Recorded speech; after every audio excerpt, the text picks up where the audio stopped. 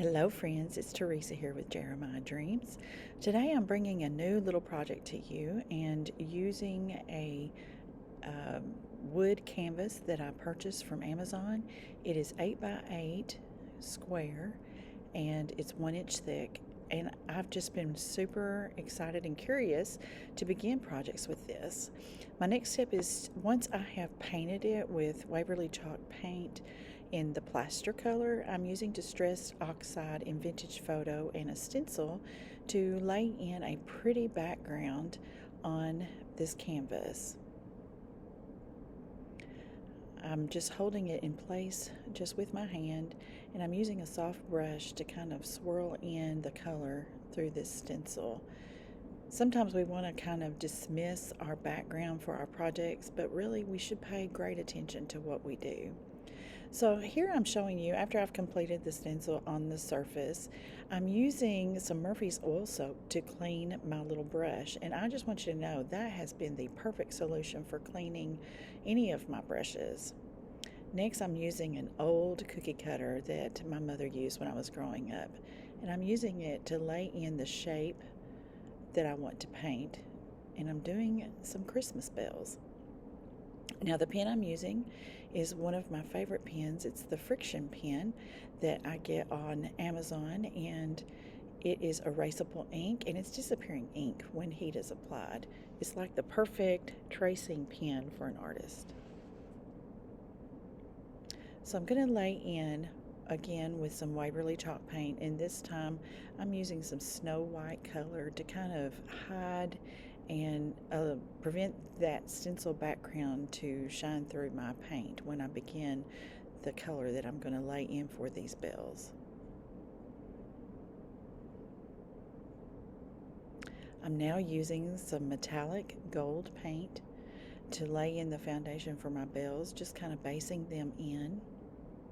And it took a couple of coats because this metallic gold paint is a little thin, so it did take a couple of coats to get a nice bit of coverage. And next I'm just kind of laying in some detail for the bottom of that bell, kind of leaving that circular section for the clapper. And we're going to come back and touch that up a little bit more as we go along, but just laying in the shadowy bottom underneath parts of that bell in a brown. And now I'm outlining the bell that I want to be in the forefront, just so that it has some separation from the second bell. Kind of giving a little bit of a shadow effect as it lays on top of the other.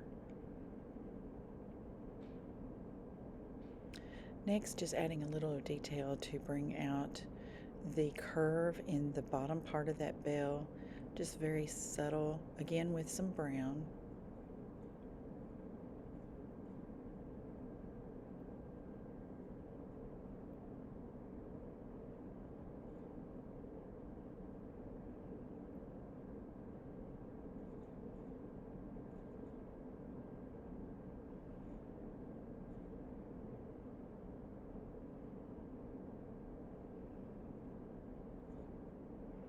And then I decided to add a little decoration to my bells. So I'm just kind of drawing in with my paintbrush some holly leaves. Very simple little design.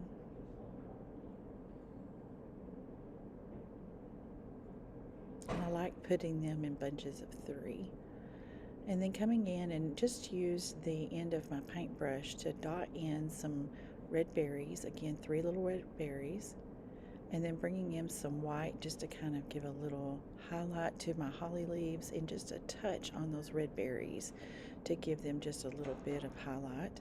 And now I'm coming along the outside of my bells with a little bit of brown to give it a little shadow effect, so it helps lift them off the surface.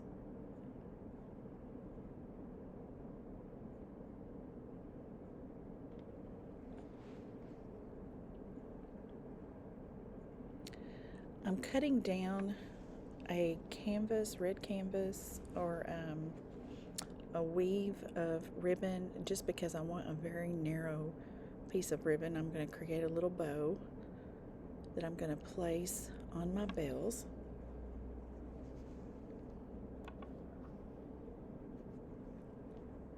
just tying it all together and using that outside wire area to kind of twist it in place.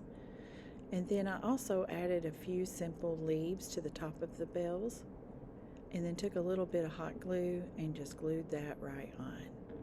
And it made such a sweet little project. Thank you for watching.